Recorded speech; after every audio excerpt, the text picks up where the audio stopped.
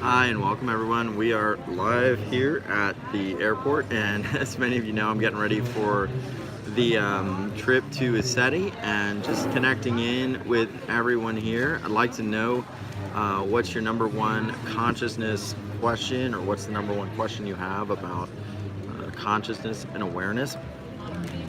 And as we're kind of getting moving here, and I've got about an hour and a half before my flight takes off, I figure I would take a moment just to connect into everybody and see what questions you have. I wasn't able to look at the chat really effectively when I was driving, so I figured I would put this thing on live chat and see what people are saying and what are the number one questions that we can help anybody with as we kind of open up to this ECETI gateway. And we've got a big eclipse that actually happened, I believe it was yesterday, and it was all about letting go of the things that are not really serving us, letting go of the stuff that is not really part of our divine plan.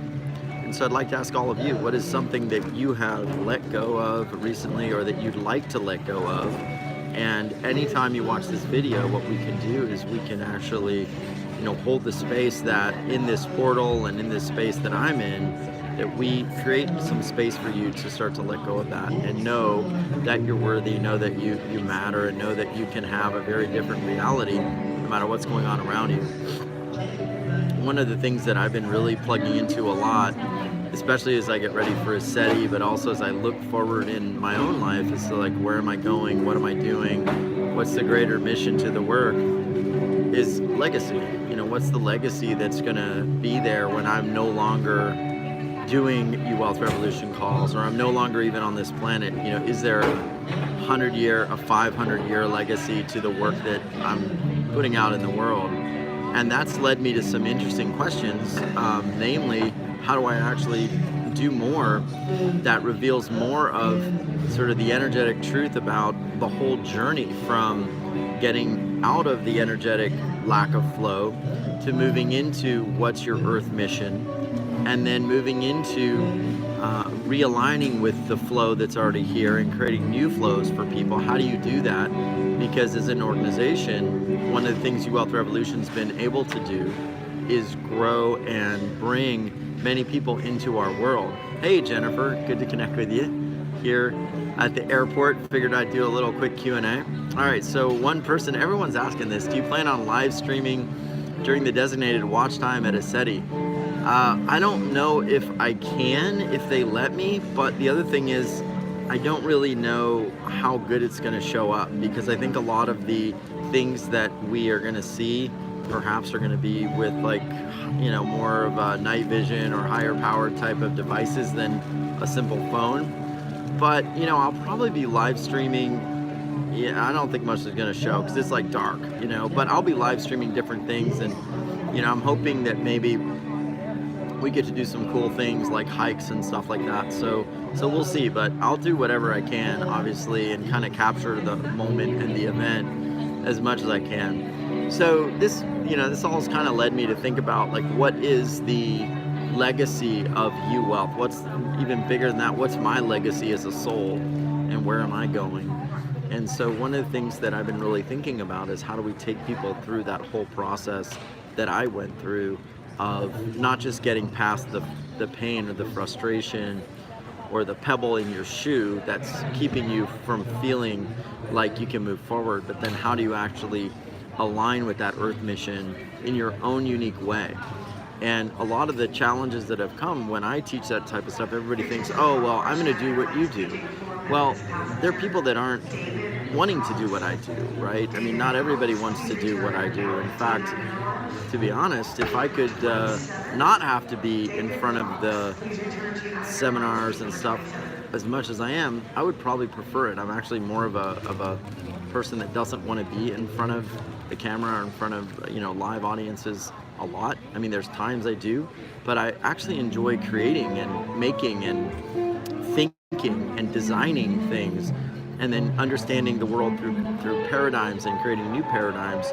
So I would be probably happier if I created something where that paradigm itself runs without me, and then I go to the next paradigm that's fascinating.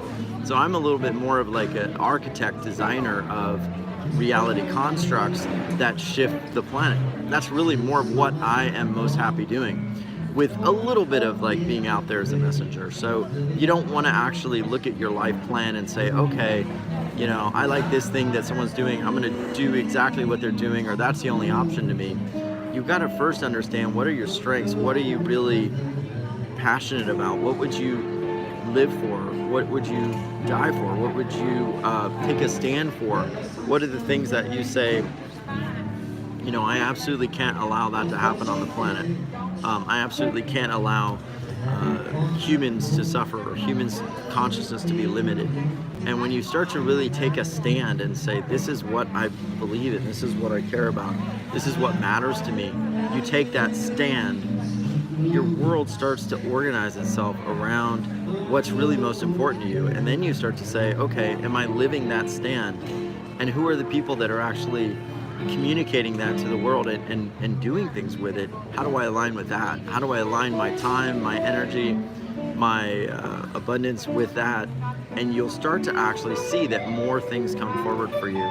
So me, I'm all about expansion. So I'm aligned with the most expansive thought, the most expansive teachers, the most expansive constructs, and then the breaking down of those constructs so they're no longer valid, so we can go into something completely new. And that's what really excites me. That's what really impassions me, so to speak, to keep living the mission of what we're here to do. So as I get ready for ECETI and I'm sitting in the airport here, a lot goes through my mind. And one of the things is, when I come back, what's the next version going to be? And what's that going to look like? And I already have ideas. It's already been coming in like massively. That something completely revolutionary is going to be coming forward, and we're going to complete the cycle. We're going to take people all the way through to legacy. Hey, Mr. Jellybean, good to see you. So let me know what you think about that. And then also, what's your biggest question about the eclipse or about letting go of old energies? Because we are absolutely in a frequency shift right now, where a lot of stuff that's been holding us back, or that we don't want in our field anymore, we're going to be able to start releasing that, and we have been. So when I think about the tips that I would tell somebody who really wanted to release and let go of the past, one of the things I would say is, you've got to have a vision of where you want to go. You've got to have a future vision. You've got to have something that pulls you. Thank you, Jennifer. Yes, the angels are flying with me. I believe they are, absolutely. So what's the future vision like that you have that drives you forward? And you know, who was it, the ancient text said, without vision the people will perish, right? So what is that future vision? What is the thing that you really want to see come about in your life? And does it involve helping other people? Does it involve inspiring other people? Does it involve solving problems in the world? Does it involve making the world a better place for other people? And if it does, chances are you're not only going to be more moved to actually bring that to fruition, but you're also going to be more moved and assisted, because the bigger your plan is, the bigger your dream is, that goes beyond your immediate need, the more you actually will have no real way of figuring out how to do it. So then all your old constructs don't work, and then you actually have to take on new constructs and new ideas, and those will actually propel you forward. So the thing about consciousness is that it's not just about building a good life or trying to make your life easier. It's actually about, what is your life purpose, and then how do you actually bring that and create a new world where everyone begins to understand their true divine destiny.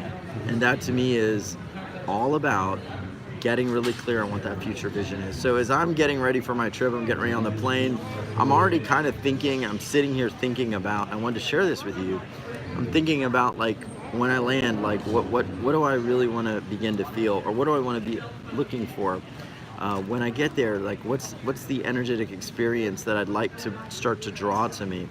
And there's a big question, I think, that happens. Thanks, Jennifer. Says, I have a vision of teaching people how to support their physical bodies through these times. It just died out on me, sorry, but I saw that. It looks really good. It looks like a great vision. A lot of people in the spiritual space will say, well, how do I stay in flow and stay open to what the universe wants to give me while having an actual plan or having something that I want. And if I have something that I want and I have it in my mind, am I actually in some way like stopping the law of attraction, like limiting myself? Well, here's the thing. I think you have to have both. You exist in flow, but you have some idea of where you want to go, right? You don't actually, like a ship knows if it's going to take a destination trip that's going to go to a certain port of call. It's got a rudder, it's got coordinates, it's got a compass, it knows the direction it's going to go. If we have no idea what direction we want to go, we just want to let the universe decide, then what's going to happen? We're probably going to be like that ship, because until that ship lifts that sail and sets that sail and the angle of that sail, it could just go in any direction. It could wander about. It could get, knocked up on the rocks. It could crash on the rocks. It's not going to go anywhere. But once you harness and you know that direction of where you want to go, and then you start to harness the energy of the universe to move you there, which is what the ship is doing with the sail, then you start to accelerate towards that destination, towards that port, and into those beautiful waters that you want to go to.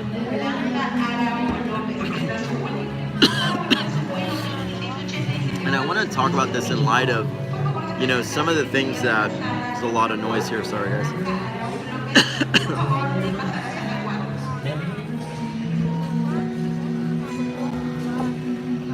Okay. In light of some of the things that we tend to hear a lot about, which is this idea of absolutely letting go of any attachment to anything. I don't so much believe that the word attachment is actually phrased correctly.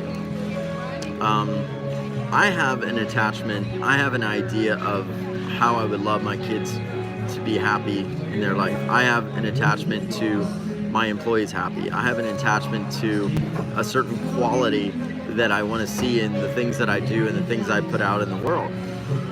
But that doesn't mean that that defines me and that's who I am, and if I don't have that, I'm going to be miserable. But I have a desire for that. And a lot of people hear that word attachment and they'll say, well, I can't have any of that because that's all bad, or I just need to be in the flow and have, no chosen direction that I want to go. And again, that ship that's taking its course, that's going to go to that port of call, it has a desire, an attachment to where it's going to go. Its ship's manifest says it's going to go to this port of call. And it's probably made arrangements, provisions, maybe supplies, food, medicine, all of that to get there. So don't let the idea of continually like being in flow and unattached make you kind of like a wandering ship without a sail.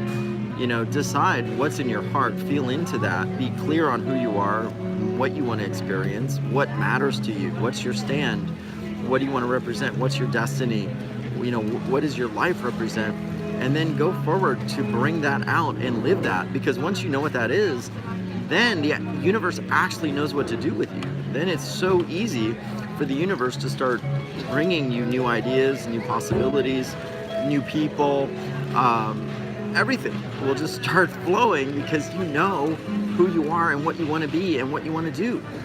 But until you do that, it's really hard to know, and then it's just sort of wandering. I remember Will Smith, a really great video I listened to right after I went through my divorce, the first marriage I had that ended. He said, decide who you are, who you want to be in this moment. Doesn't mean you're never going to change, but decide who you want to be, and then make a decision and stick to it. The universe will get out of your way and move you towards that goal. The universe will align you with that goal. We're all unique, but we all have a particular purpose. We all have something that inspires us. And so my message on this video before I board the plane is find out what that is, bring it in, enroll as many wonderful people in that if it can help humanity, and go out and bring it forward. And look for the signs, because once you decide, you're going to see where you're helped all along the way. And you'll know that you've always been helped all along the way, because now you have a compass, now you have a direction of where you're going and where you want to go. So thanks everyone. I'll see y'all landed. I think I'll probably put the live stream on here once me and Edwin get in the car, and I think it's going to be a great flight. Really excited about it, and a lot of great things already coming in. So take care, much love, and I'm sending love and light right now to the crew, to the airline pilots, to all the planes, sending love and light to everybody working the airport, everybody I've come in contact with, I've just been sending blessings to. It's kind of a little bit about what I do during my day, and just wrapping all the planes right now in a beautiful bubble of divine frequency, and it's gonna be a great trip. I can feel it. So we're gonna open up some big portals and some big love and light for everybody. Much love, everyone. We'll see you soon. Take care.